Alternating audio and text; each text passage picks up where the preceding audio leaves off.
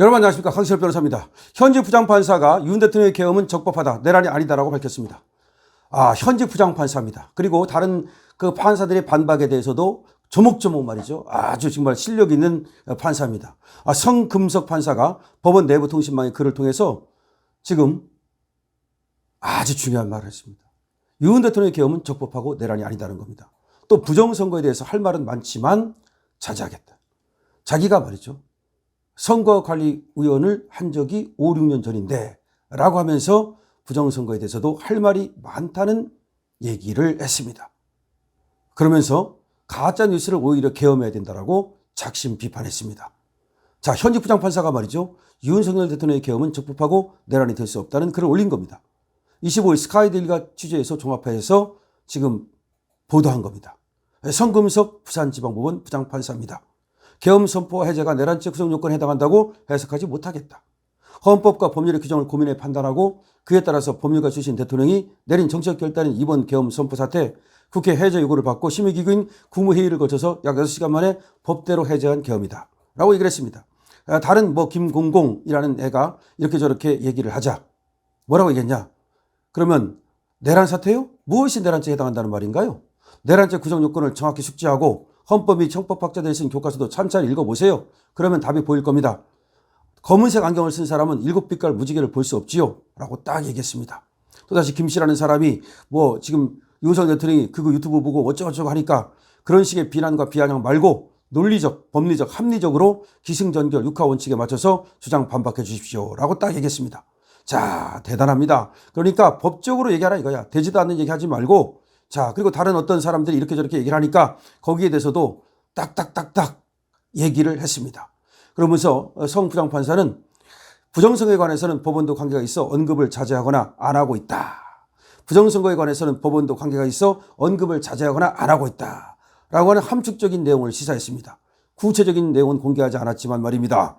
그러면서 이 성금석 판사가 뭐라고 얘기했냐. 굉장히 중요한 얘기를 합니다. 제가 선거관리위원장을 관둔 지 5년 내지 6년 된다. 그 이유가 무엇 때문일까요? 언젠가 이 문제에 관해 공개적으로 논할 날이 올 것입니다. 이 사태가 원만히 해결된 뒤에 라고 여지를 두면서도 비유적으로 말씀드리면 뱁새는 황새 마음을 알 수가 없습니다. 비유적으로 말씀드리면 뱁새는 황새 마음을 알 수가 없습니다. 다시 말하면 제가 선거관리위원장을 관둔 지 5, 6년 됐는데 내가 왜 그만뒀을까요? 뭔가가 있다는 거죠. 언젠가 이 문제에 관해서 공개적으로 논할 날이 올 것입니다. 이 사태가 원만히 해결된 뒤에 말이죠. 비유적으로 말씀드리면 뱁새는 황새 마음을 알 수가 없습니다. 라고 지금 부정선거를 갖다 부정하는 놈들을 지금 질타하고 있는 것이죠.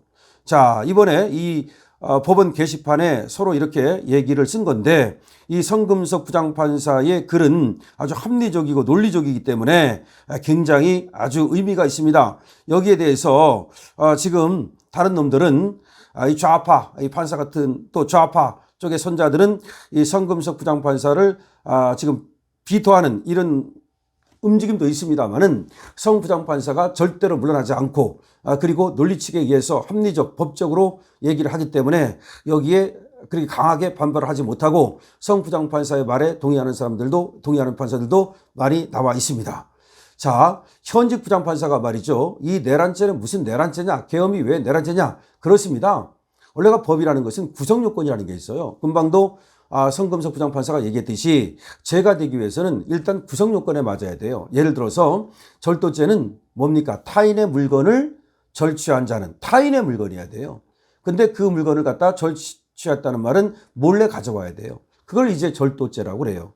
그러면 살인죄는 뭡니까? 다른 사람이어야 돼요. 자기가 자기를 죽이면 그게 살인죄가 아니에요. 자, 다른 사람을, 타인을 살해한 자는, 살해라는 건 뭐예요?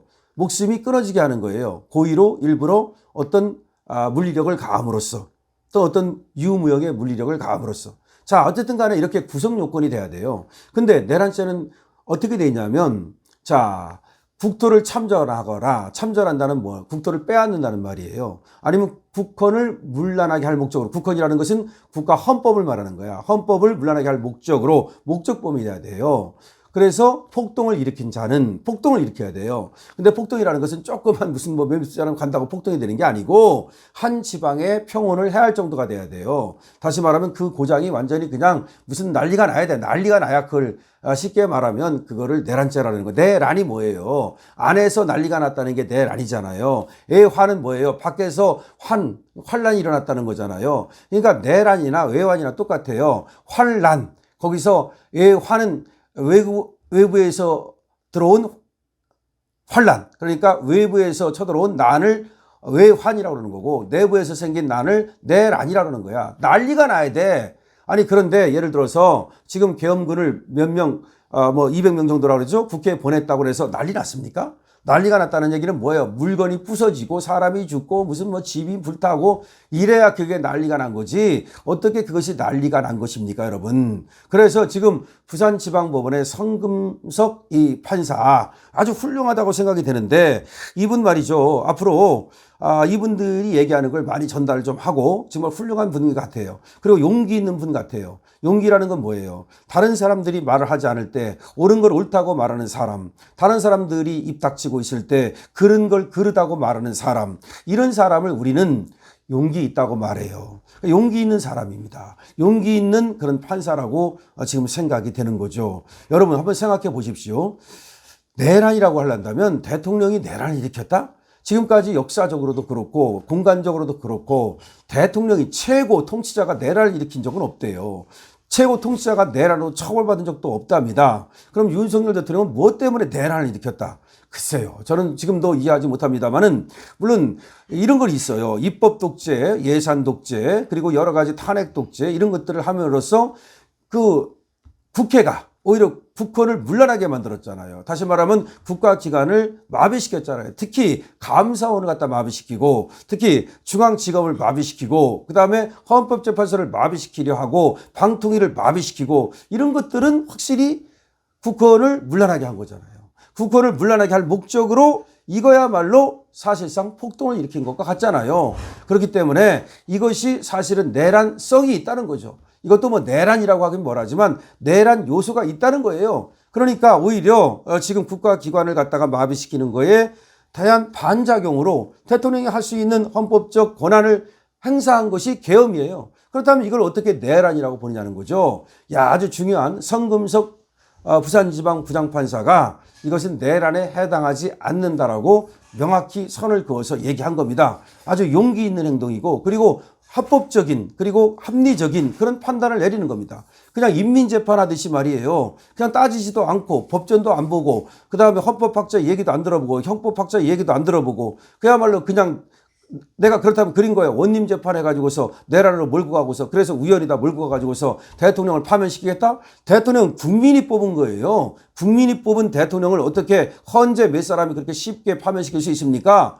헌재는 국민이 뽑았다는 것을 잘 판단해야 되는 거예요. 그래서 파면을 시키기 위해서는 중대한 헌법 위반, 중대한 법률 위반이 있어야 되는 거예요. 그냥 법 조금 어겼다고 해서 되는 게 아니다 이 말입니다. 그런데 벌써부터 헌법재판소가 마치 윤석열 대통령이 무슨 큰 범죄나 지은 것처럼 그냥 시간도 안 주고 몰아쳐가지고서 헌법재판을 하겠다는 거, 이건 분명히 역풍이 붑니다.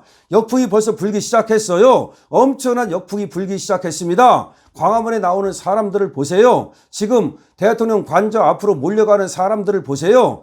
지금 진짜로 만약에 내란이 일어나기를 바라는 것입니까? 진짜로 내란이 일어나기를 바라는 거예요? 정말로 이 나라에서 말이죠, 내란이 일어나기를 바라는 자가 있다면 그 자가 바로 내란범이라고 봐야 되는 겁니다. 지금 방탄을 하려는 자, 그래서 지금 말이죠, 깜빵을 안 가려는 자, 이 자들이 그야말로 내란범이 아닌가 우리는 의심해야 되는 거예요. 이 성금석 부장판사, 부산지방 부장판사 아주 대단하다 이렇게 생각을 하고, 이와 같은 사람이 있는 한 대한민국의 법치주의는 지켜질 것이라고 보고, 그래도 희망이 있다는 생각을 하게 됩니다. 우리 성금석 부장판사를 보면서 희망이 있구나라는 생각을 듭니다. 여러분 성금석 부장판사한테 댓글 1000개, 10,000개 그냥 달아주세요. 응원해 주세요. 그리고 이 영상 많은 곳으로 날라주세요. 그리고 구독도 부탁드립니다. 강신업 TV입니다.